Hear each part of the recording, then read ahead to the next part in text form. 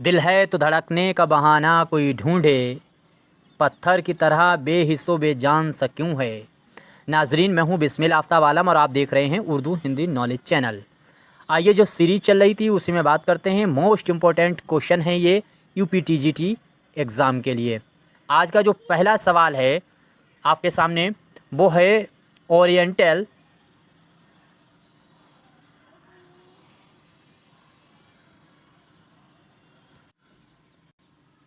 Oriental college Lahore का क़याम कब हुआ।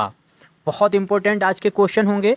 देखिए, सबसे पहले आपको याद रखना, कॉलेजों में सबसे पहले आपको याद रखना है फोर्ट विलियम कॉलेज का नाम, और उसके बाद में प्रेसिडेंसी कॉलेज आपको कोलकाता का नाम याद रखना है। उसके बाद में आपको दिल्ली कॉलेज याद रखना है। 3 कॉलेज, फोर्ट विलियम कॉलेज, फिर प्रेसिडेंसी कोलकाता कॉलेज, जिसको हिंदू कॉलेज के नाम से भी जाना जाता है। राजा राम मोहन राय ने उसकी स्थापना की थी, उसका क़याम किया था। और उसके बाद 1925 में दिल्ली कॉलेज का क़याम हुआ है। अब आज जो इसका सवाल का जवाब है वो आपको फटाफट देना है। उम्मीद करता हूँ सभी का आंसर सही होगा। तो जिसने जवाब दिया है 1870, उसका आंसर बिल्कुल सही होने वाला है। देखिए, डिटेल में भी बात करते चलेंगे। अगर आपसे पूछा जाए अंजुमन तरक्की पंजाब का क़याम कब हुआ है, तो 1865 में हुआ है। दारुल तर्जुमा हैदराबाद यूनिवर्सिटी का क़याम कब हुआ है। गौर से आपको सवाल को पढ़ना है। आपसे पूछा जा रहा है दारुल तर्जुमा हैदराबाद यूनिवर्सिटी का पूछा जा रहा है क़याम कब हुआ है। अगर आपसे पूछा जाता है दारुल तर्जुमा उस्मानिया का क़याम कब हुआ है, तो आपका जवाब होना चाहिए 1917 में। लेकिन यहाँ पे आपका जवाब होगा 1918। दारुल तर्जुमा हैदराबाद यूनिवर्सिटी जब लफ्ज़ लगा हो तो 1918 है। और वैसे अगर उस्मानिया अगर पूछा जाता है दारुल तर्जुमा उस्मानिया, तो 1917 आपको याद रखना है। अगला सवाल है साइंटिफिक सोसाइटी अलीगढ़ का क़याम किस सन में हुआ है। तो साइंटिफिक सोसाइटी अलीगढ़ का क़याम सभी को मालूम है, ये आपको जहन में रखना है। तो जिस बच्चे ने जवाब सी दिया उसका सही है 1864 में। अगर गाज़ीपुर साइंटिफिक सोसाइटी का क़याम पूछा जाए तो होगा 1862 में। और साइंटिफिक सोसाइटी अलीगढ़ का क़याम पूछा जाए तो आपका आंसर होगा 64, 1864 आपका आंसर सही होगा। गाज़ीपुर साइंटिफिक सोसाइटी का क़याम मैंने अभी बताया है। जिस बच्चे ने 1862 दिया है उसका आंसर बिल्कुल सही है 1862। बी आंसर आपका सही होने वाला है। देखिए, ऑब्जेक्टिव आप लगाते रहिए, प्रैक्टिस करते रहिए, ज़्यादा से ज़्यादा प्रैक्टिस कीजिए। पिछली वीडियो ज़रूर देखिएगा जो आपके बहुत ही काम की होने वाली है। यहाँ से जो आज प्रैक्टिस चल रही है यहाँ से सवाल ज़रूर आएगा। तो 1866 में किसका क़याम हुआ दर्जा झेल में से। तो इनमें जो दिए गए हैं इनमें से आपको बताना है 1866 में किसका क़याम हुआ है। उम्मीद करता हूँ सभी का आंसर सही हो रहा होगा। तो जिस बच्चे ने आपको आंसर फर्स्ट दिया है तो उसका आंसर आपका सही होगा फर्स्ट। जिस बच्चे ने फर्स्ट दिया है अलीगढ़ ब्रिटिश इंडिया एसोसिएशन। गौर कीजिएगा, अलीगढ़ ब्रिटिश इंडिया एसोसिएशन अगर पूछा जाए तो 1866। अगर साइंटिफिक सोसाइटी अलीगढ़ पूछा जाए तो आपका जवाब 1864। गाज़ीपुर साइंटिफिक सोसाइटी पूछी जाए तो 1862। इनका क्रम आपको हर हाल में याद रखना है। सवाल इससे बहुत बन रहे हैं। अभी एक बार डिटेल में सारे क्रम मैं आपके सामने बता भी दूंगा, पहले आप प्रैक्टिस कर लीजिए। मोमडन एंग्लो ओरिएंटल कॉलेज का क़याम किस सन में हुआ है। फटाफट जवाब देने की कोशिश कीजिए और उम्मीद करता हूँ सभी का आंसर सही होगा। तो इसमें जो आंसर आपका सही होगा वो सही है 1878। 1878 आपका आंसर बिल्कुल सही होना चाहिए। इसके बाद अगला सवाल है 1917 में किस इदारे का क़याम हुआ है। अभी मैंने बात की थी उस्मानिया, जो दारुल तर्जुमा उस्मानिया हैदराबाद है, इसका क़याम जो है वो 1917 में हुआ है। अगला सवाल है कि 21 जून और 1865 में किसका क़याम हुआ दर्जा झेल में से। तो किसका हुआ है, जिस बच्चे ने जवाब दिया होगा सी उसका सही है। अंजुमन पंजाब लाहौर जो है उसका क़याम हुआ था। मुशायरा इसका बाद में हुआ था, इसके तहत जो हुए हैं। लेकिन इसका आपको डेट फिक्स आपको याद रखनी चाहिए 21 जून 1865। किसी भी कीमत पे ये आपको नहीं भूलना है। अगला सवाल है 1886। 1886 में दर्जा झेल में से किसका क़याम हुआ है, जो कायम किया गया है। तो उम्मीद करता हूँ सभी का आंसर सही होना चाहिए। मोमडन एजुकेशन कॉन्फ्रेंस आपको याद रखना है। इसका जो क़याम हुआ है वो हुआ है 1886 में। उम्मीद करता हूँ सभी का आंसर सही हुआ होगा। यहाँ पे आपके कमेंट बहुत आ रहे थे कि इससे रिलेटेड सर आपको ज़रूर बता दीजिएगा, तो मैं आपको आज क्लियर करके ही चला जाऊँगा। अंजुमन तरक्की उर्दू, अंजुमन तरक्की उर्दू का क्या, देखिए अंजुमन पंजाब लाहौर अलग है, अंजुमन तरक्की उर्दू अलग चीज़ है। तो अंजुमन तरक्की उर्दू का क़याम आपसे पूछा गया है, आपका आंसर सही होगा 1903 में। फटाफट जवाब देते रहिए, उम्मीद करता हूँ सभी का आंसर सही हुआ होगा। अब ये जो अंजुमन तरक्की मैंने बात की थी, यहाँ से आपको देख लेना है। देखिए सब एक बार सिलसिलेवार आप सुन लीजिए गौर से, और इसको आप चाहे तो नोट बना लीजिए। ये नोट्स आपको बुक में मिलना बहुत मुश्किल है कि एक ही जगह पे सारी जो है यूनिवर्सिटी और कॉलेजों का क़याम आपको मिल सके। सबसे पहले आपको लिखना है fort William college. Fort William college का जो क़याम हुआ है वो 1800 में हुआ। फिर 1817 में जो है वो प्रेसिडेंसी कॉलेज कोलकाता का क़याम हुआ, जिसको राजा राम मोहन राय ने किया है। 17 में हुआ। दिल्ली कॉलेज की स्थापना 1725 में हुई है। उम्मीद करता हूँ इतनी चीज़ें आपको मालूम है, 1725 तक आपको जहन में रहेगा। इसके बाद में आपका जो बात आएगी वो की जाएगी गाज़ीपुर साइंटिफिक सोसाइटी, बहुत अहम है। गाज़ीपुर साइंटिफिक सोसाइटी 1862 की है, लेकिन उससे 5 साल पहले भी 1857 याद रखिएगा। 1857 में 3 लंदन यूनिवर्सिटी के तर्ज पे विश्वविद्यालय की स्थापना हुई, जिसमें सबसे पहले आपका कोलकाता विश्वविद्यालय, फिर मद्रास विश्वविद्यालय, फिर उसके बाद में यूनिवर्सिटी मद्रास, और फिर मद्रास के बाद में मुंबई जो है यूनिवर्सिटी का क़याम हुआ है 1857 में। अब 1857 के बाद 1862 आपको याद रखना है गाज़ीपुर साइंटिफिक सोसाइटी। 62 के बाद आपको याद रखना है 64, जिसमें साइंटिफिक सोसाइटी अलीगढ़ का क़याम 1864 में हुआ है। फिर एक साल बाद 1865 यानी 21 जून 1865 को अंजुमन पंजाब लाहौर का क़याम हुआ है 1865। इसके बाद में 1866 जो है उसमें हुआ है अलीगढ़ ब्रिटिश इंडिया एसोसिएशन की स्थापना। क़याम जो है वो 1866 में हुआ है। ये चीज़ आपको याद रखना है, ये सारी चीज़ें नोट कर ले तो अच्छी ही बात रहेगी। इसके बाद में 1866 के बाद में आपको बात करना है मोमडन जो है मदरसतुल उलूम, मदरसतुल जो उलूम है उसको याद रखिए, जो 1875 में इसका क़याम अलीगढ़ में हुआ था, सर सैयद अहमद ख़ान ने किया था। बाद में फिर आपको बात करनी है 1878 आपको बात करना है 1878 में क्या हुआ, मोमडन एग्लो ओरिएंटल कॉलेज की स्थापना हुई। फिर आपको बात करना है मोमडन एजुकेशन कॉन्फ्रेंस, ये 1886 में हुई है।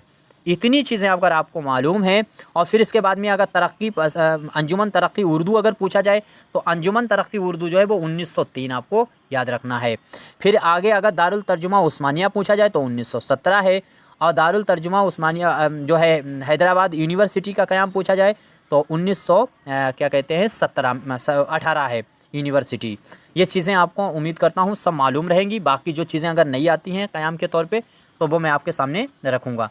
अब अगला सवाल ये देखिए, क्या सवाल आपके सामने है, ड्रामा अनारकली का दूसरा एक्ट रक्स के तहत तीसरा सीन कौन सा है? तो कुल मिलाकर के ड्रामा अनारकली में 3 जो हैं एक्ट हैं और 13 जो हैं वो सीन हैं। पहला जो एक्ट है उसका नाम इश्क है, जिसमें 4 सीन हैं। दूसरा जो है वो रक्स है, जहाँ यहाँ पे सवाल इसी का पूछा गया, दूसरे एक्ट का तीसरा सीन। रक्स दूसरा एक्ट है, इसमें भी 4 सीन हैं। इसके बाद में है तीसरा जो है वो है मौत, एक्ट है मौत, और सीन उसके अंदर हैं 5। अब यहाँ पे आपसे जो पूछा गया सवाल है वो पूछा गया है दूसरा एक्ट यानी रक्स का तीसरा सीन कौन सा है? तो आपको याद रहना चाहिए तीसरा सीन है अकबर की ख्वाबगाह। ये देखिएगा अकबर की ख्वाबगाह। पहला वाला याद रखिए हरम सरा में ग़ुलाम, ये जो है पहले एक्ट का तीसरा सीन है। और इसके बाद में किला लाहौर का एक ऐवान, ये जो है वो दूसरे एक्ट का तीसरा सीन है। यही आपका आंसर होना चाहिए, मैंने गलत लगा दिया। ये जो है आंसर आपका सही होगा बी, दूसरे एक्ट का तीसरा सीन है किला लाहौर का एक ऐवान। इसके बाद में है तीसरा एक्ट जिसका नाम है मौत, उसका तीसरे एक्ट का तीसरा सीन जो है वो उसका नाम आपको याद रखना है अकबर की ख्वाबगाह। अब एक बार इसको डिटेल में याद रखिएगा, इसमें 13 सीन हैं। पहले वाले एक्ट में 4 सीन हैं, और पहले सीन का नाम है हरम सरा और पाए बाग। दूसरा जो है सीन वो है सलीम का ऐवान, और तीसरा है हरम सरा में ग़ुलाम, और चौथा जो है वो हरम सरा में एक पाए बाग। तो आपको याद रहेगा हरम सरा में एक पाए बाग, ये चौथा है। तो चारों पहले एक्ट के हो गए। दूसरा एक्ट है रक्स और इसमें भी 4 सीन है। पहला सीन है सलीम का ऐवान, दूसरा है अनारकली का हुजरा, तीसरा है किला लाहौर का एक ऐवान और चौथा है शीश महल। ये दूसरे एक्ट के चारों सीन हो गए अनारकली में।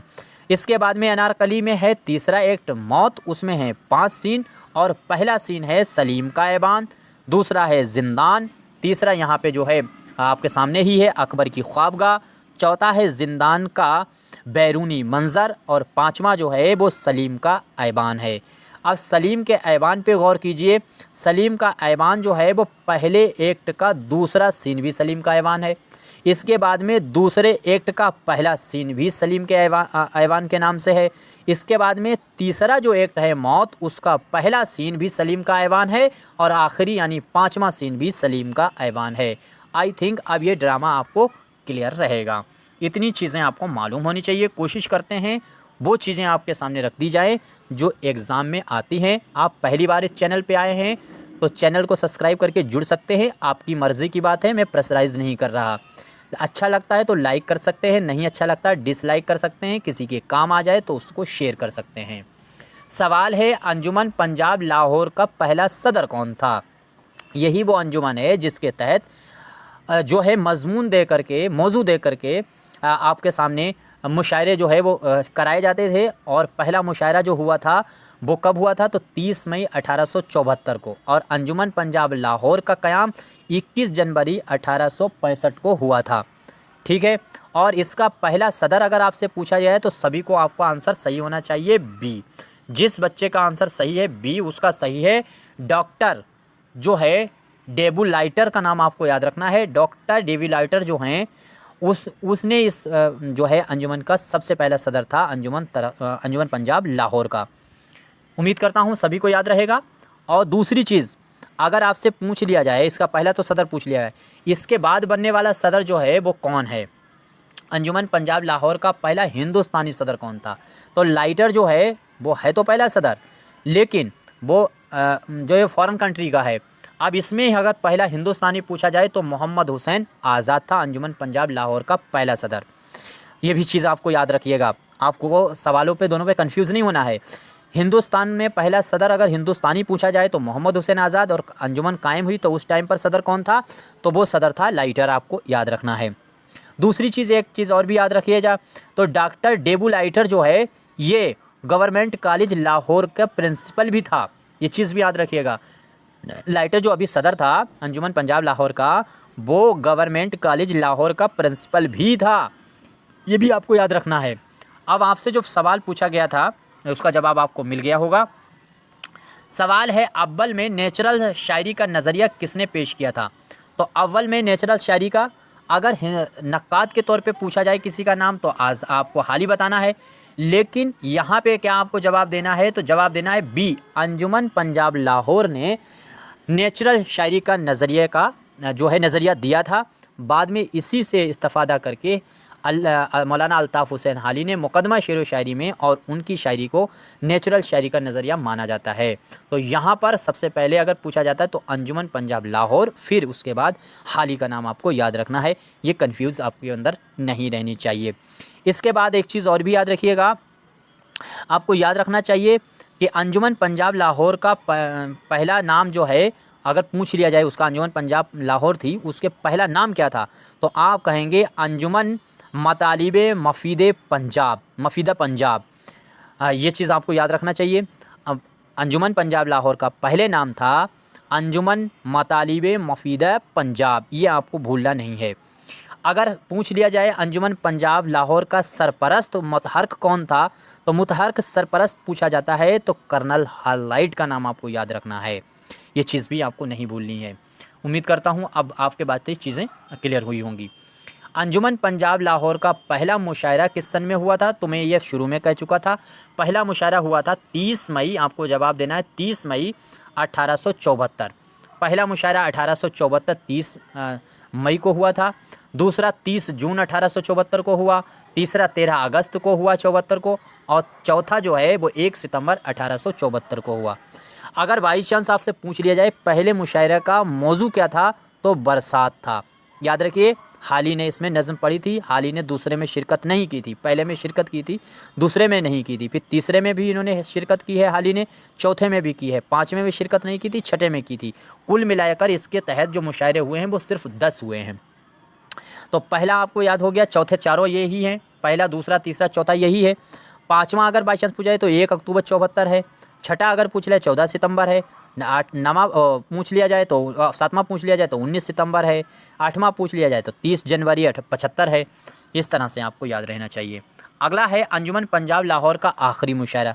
ख़ास तौर से पहला और आखिरी तो मुशायरा पता हो। पहला 30 मई 1874, आखिरी जो होगा वो 3 जुलाई 1875 होगा। यहाँ पर से आपको देख लेना है 3 जुलाई 1875। जिसने भी आंसर दिया है एकदम सही दिया है। इसमें देखो पहले का जो मौजू रहा था वो बरसात है, फिर दूसरा जमनिस्तान है, तीसरा उम्मीद है, चौथा हुब्बे वतन। ऐसे करके टुकड़ों में याद किया कीजिए, बरसात, जमनिस्तान, हुब्बे वतन, ये 4 हो गए। फिर इसके बाद में अमन, इंसाफ, मुरब्बत और ये मतलब जो है 3 हो गए। अमन, इंसाफ, मुरब्बत। फिर बच्चे हुए 3 हैं, कायनात, तहज़ीब, शराफत। कायनात, तहज़ीब, शराफत। इस तरह से आपको 10 के 10 मौजू याद रह सकते हैं किसका कौन सा मौजू था। बरसात, जमनिस्तान, उम्मीद, हुब्बे वतन 4 हो गए। फिर इसके बाद में अमन, इंसाफ, मुरब्बत 7 हो गए। फिर कायनात, तहज़ीब, शराफत। इस तरह से पहले एक बार एक सांख में 4 याद कीजिए, फिर 3। इस तरह से आपको याद रखना है। अगला सवाल है, ड्रामा यहूदी की लड़की के तीसरे एक्ट का तीसरा सीन कौन सा है। उसमें क्या पीछे वाले में भी ये पूछा गया था, इसी तरह से इसमें भी आपको याद रखना। पहली बात याद रखिएगा, यहूदी की लड़की 1913 में लिखा हुआ ड्रामा किसका है। तो ये तर्जुमा किया हुआ एक तरह से मुतासिर होकर के लिखा गया था, यहूदी की लड़की आगा हशर काश्मीरी ने। और ये लिखा जो है कहीं कहीं 1911 आता है, कहीं कहीं 1913 आता है। ये चीज़ याद रखिएगा सन। वैसे 1911 सही है, 1913 कभी कभी आ जाता है। इसमें जो है वो कुल मिलाकर के 16 सीन हैं। पीछे जो अनारकली था उसमें 13 था, इसमें 16 सीन हैं। और एक पिछले वाले अनारकली में भी 3 हैं, तो ड्रामा यहूदी की लड़की में भी 3 हैं। यहाँ पे तीसरे एक्ट का तीसरा सीन पूछा गया है। आंसर सही होगा सी, दरबार। अब याद रखिए, पहला जो एक्ट है उसमें 8 सीन हैं। अनारकली में नाम भी थे एक्टों के, इसमें नाम नहीं है। पहले एक्ट के 8 सीन हैं, दूसरे एक्ट में भी 8 सीन हैं और तीसरे एक्ट में भी 8 सीन हैं। तो ये पहला वाला जो रास्ता है ये पहले एक्ट का तीसरा सीन है। फिर ये करामत का मकान है, ये दूसरे एक्ट का तीसरा सीन है। और फिर इसके बाद में ये जो है दरबार, ये तीसरे एक्ट का तीसरा सीन है। और इसमें जो अंदर दिया चौथा जो नंबर दिया गया है, ये पता नहीं क्या लिख दिया है, यहाँ पर खाली महल होना चाहिए, ये गलत लिख दिया है। महल अगर पूछा जाए तो पहले एक्ट का पहला ही सीन है। अब पहले एक्ट में 8 सीन, दूसरे में 5 सीन और तीसरे एक्ट में 3 सीन, कुल मिलाकर के 16 हो गए।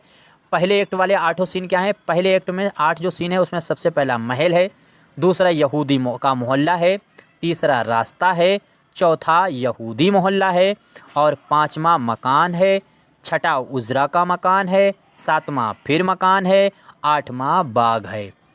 अब दूसरे एक्ट में जो 5 सीन है वो देखो। दूसरे एक्ट में पहला सीन है शाही महल, दूसरा है दरबार, तीसरा कामत का मकान, चौथा महल और 5वां मजहबी अदालत। इसके बाद में तीसरे एक्ट में तो सिर्फ 3 ही सीन हैं। पहला रास्ता है, दूसरा दारुल अजाब है और तीसरा जो है वो दरबार है। आई थिंक अब क्लियर हो गया होगा। अब इससे कोई चीज़ें नहीं है। 200 वीडियो पूरी हो जाने के बाद में क्या होगा कि जब 200 वीडियो पूरी हो जाएंगी उसके बाद में हम लोग रिवीजन की क्लास कंटिन्यू कर देंगे। सिलेबस 2 बार पूरा टीजीटी का पढ़ा चुके हैं। अब जो है लगातार जब तक एग्ज़ाम होगा सिर्फ़ और सिर्फ रिवीजन क्लासें आएंगी, ये कोशिश करेंगे। आप में से बहुत बच्चे पूछते रहते हैं, कोई क्वेश्चन गलत होता है तो आप उसमें या तो कमेंट किया कीजिए, नहीं मेरा नंबर है 6386। यहाँ पे नंबर लिख लीजिए 6386 492 279। ये नंबर मेरा व्हाट्सएप है। इस पर आप कोई क्वेश्चन गलत होता है तो ज़रूर स्क्रीनशॉट लेकर के डालिए और मुझसे उस पर क्लियर कर लीजिएगा। अगर मुझे नहीं पता होगा तो कोई भी बच्चा क्लियर करेगा। वो ग्रुप में तमाम बच्चे जुड़े हुए हैं। ये नंबर याद रखिए 6386 492 279 279। अब सवाल देखिए, बहरे हजज मुसद्दस का इस्तेमाल दर्जा जेल में से किस तसनीफ़ में हुआ है। मैंने 4 ही सिर्फ तसनीफ़ें उठाई हैं जिनकी बहर आपको याद होनी चाहिए। इसके अलावा आपसे कोई बहर पूछी नहीं जाएगी। तो बहरे हजस का इस्तेमाल आपको बताना है। उम्मीद करता हूँ सभी का आंसर एकदम सही हुआ होगा। देखिए बिकट कहानी का नाम आपको याद रखना है और गुलजार नसीम, इन दोनों मसनबियों में बहरे हजस मुसद्दस का इस्तेमाल हुआ है। आंसर आपका सही होगा सी, ए और बी दोनों, यानी बिकट कहानी और गुलजार नसीम बहरे हजस मुसद्दस बहर है उसका इस्तेमाल किया गया है। अगला सवाल है कदमराव पदमराव मसनबी में किस बहर का इस्तेमाल हुआ है? तो सभी का आंसर सही होगा। इसमें जो इस्तेमाल हुआ है वो बहरे मुतकारिब का इस्तेमाल हुआ है। बहरे मुतकारिब अदब की बहर नहीं है। शायर जो होता है वो अपने ख़याली तौर से अपने आप अपनी तरफ से जो बहर बना लेता है वो बहरे मुतकारिब में आती है। यहाँ से आपको याद रखना है। आगे मसनबी सहरुल बयान में किस बहर का इस्तेमाल हुआ है? तो इसमें भी बहर का इस्तेमाल जो हुआ है वो बहरे मुतकारिब का इस्तेमाल हुआ है, लेकिन मुसम्मन मकसूर जो है उस बहर का इस्तेमाल हुआ है। याद रखिएगा, सिर्फ मुतकारिब पूछा जाए तो आप जवाब देंगे बिकट कहानी। बिकट कहानी में सिर्फ बहरे मुतकारिब है, और ये वाली जो बहर है नीचे वाली मुतकारिब मुसम्मन मकसूर, ये आपको याद रखना है गुलजार सहरुल बयान की बहर है। ये आपका आंसर भी सही होगा। अगला सवाल देखिए, रिसाला उर्दू दुनिया किस शहर से निकलता था? फटाफट जवाब देने की कोशिश कीजिए, मेरी हालत दर्द कर रही है, बहुत ज़्यादा एक्सप्लेन नहीं करूँगा और जल्दी जल्दी इस वीडियो को पूरी करते हैं, फिर अगली वीडियो जो आएगी उसमें थोड़ा ज़्यादा बात कर लेंगे। बहरहाल इसमें भी बहुत बात हो चुकी है।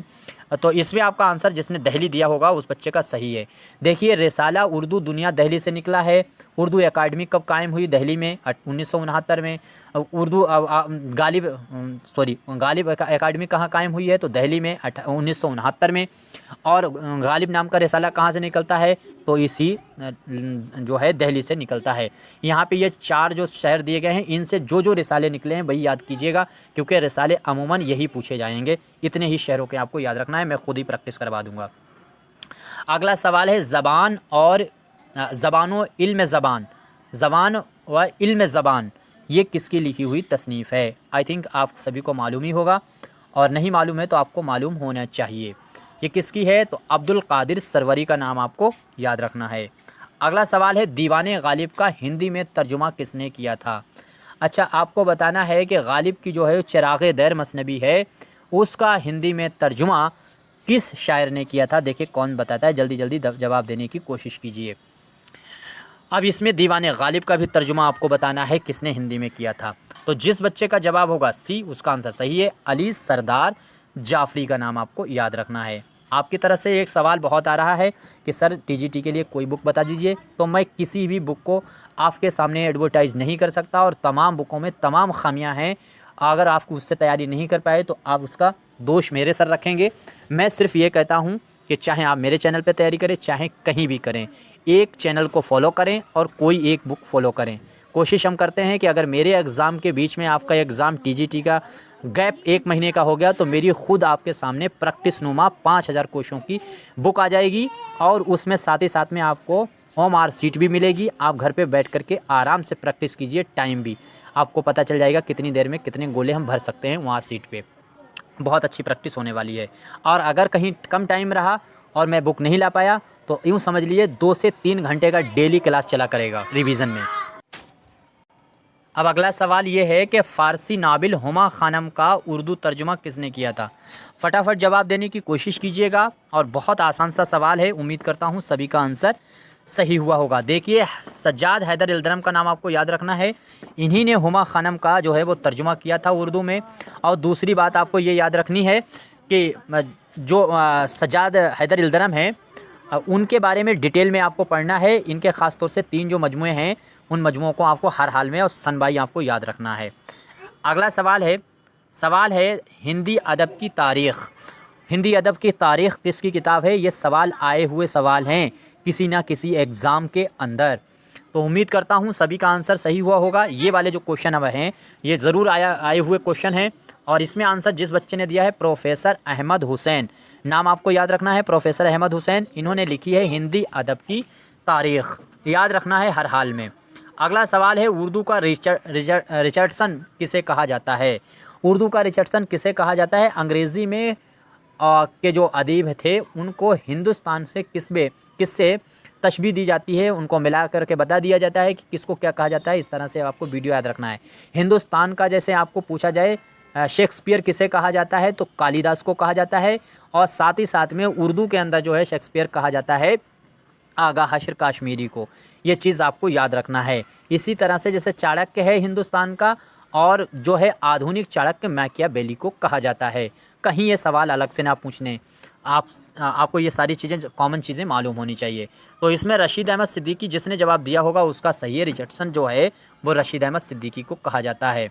आगे शेख सरफुद्दीन किसका असल नाम है। 4-5 क्वेश्चन बहुत इंपॉर्टेंट आने वाले हैं, ये किसी भी कीमत पे आपको नहीं भूलना है। तो उम्मीद करता हूँ तो मजमून का नाम आपको याद रखना है। बी आंसर सही होगा, शेख सरफुद्दीन मजमून का नाम है। अगला सवाल है और आपके सामने कि आपको मैच करना है, इनमें से गलत जोड़े की निशानदेही करनी है। उम्मीद करता हूँ सभी का आंसर सही हुआ होगा। देखिए आपका अगर क्वेश्चन सही हो रहे हैं तो बहुत अच्छी बात है। जो गलत होते हैं उनको नोट कीजिए या स्क्रीनशॉट ले करके रिवीजन करते रहिए। और 200 वीडियो पूरी हो जाने के बाद तमाम वीडियो का और फिर टॉप क्वेश्चनों का रिवीजन चला करेगा जब तक एग्ज़ाम नहीं होता है। एग्ज़ाम टीजीटी का एग्ज़ाम थोड़ा सा लेट भी मुझे लग रहा हो सकता है। दूसरी चीज़ याद रखिएगा, अगर कोई नौकरी कर रहे हैं तो टीजीटी की तैयारी के लिए छुट्टी मत अभी लीजिएगा जब तक कुछ भी चीज़ें क्लियर नहीं होती हैं। सरकार का कोई भरोसा नहीं, एग्ज़ाम कितना लेट भी कर सकती है और करा भी सकती है टाइम पे। अभी फ़िलहाल छुट्टी किसी भी कीमत पे नहीं लीजिएगा, ये मेरी बात याद रखिएगा। तो इसमें आपका आंसर क्या सही होगा, उम्मीद करता हूँ सभी का आंसर एकदम सही होना चाहिए। तो इसमें आंसर आपका सही होगा डी। जिस बच्चे ने डी आंसर दिया है उसका सही है। एक रंग जो है, एक रंग का असल नाम मोहम्मद शाकिर नहीं है। मोहम्मद शाकिर किसका नाम है, शाकिर नाजी का जो नाम है वो मोहम्मद शाकिर है। फिर एक रंग का क्या है, तो एक रंग का नाम है मुस्तफ़ा ख़ान। बाकी देखो हातिम का असल नाम जो है वो शेख ज़हूरुद्दीन ही है। मज़हर जाने जाना का असल नाम जो है वो शमसुद्दीन हबीबुल्लाह है। और ख़ान आरजू का असल नाम जो है वो शेख सिराजुद्दीन है। ऊपर के तीनों सही हैं, नीचे मैंने बता दिया है। अगला सवाल है आपके सामने स्क्रीन पे है, आबरू का असल नाम क्या है। आबरू का नाम आपको याद रखना है। उम्मीद करता हूँ सभी का आंसर सही हुआ होगा। फटाफट जवाब देने की, आबरू का असल नाम क्या है। तो यहाँ पर आपका आंसर जिसने डी दिया होगा नजमुद्दीन शाह मुबारक आबरू इनका असल नाम है। नजमुद्दीन शाह मुबारक आबरू। इतने ही क्वेश्चनों पे बात करते हैं। इनमें कोई क्वेश्चन गलत हुआ है ज़रूर बताइएगा। कोई मशवरा है तो दे सकते हैं, वीडियो शेयर कर सकते हैं जिसके काम आ सकती है। नंबर फिर बता देते हैं। टीजीटी में अगर कोई मशवरा चाहिए या कोई भी सवाल कन्फ्यूज़न वाला है तो ज़रूर पूछिएगा, उससे मेरी भी कन्फ्यूज़न क्लियर होगी। 63 86 492 279 मेरा नंबर है, इस पर आप बात कर सकते हैं। बाकी आपका कोई मशवरा है ज़रूर दीजिएगा, मैं आपका बेहद शुक्रगुज़ार रहूँगा।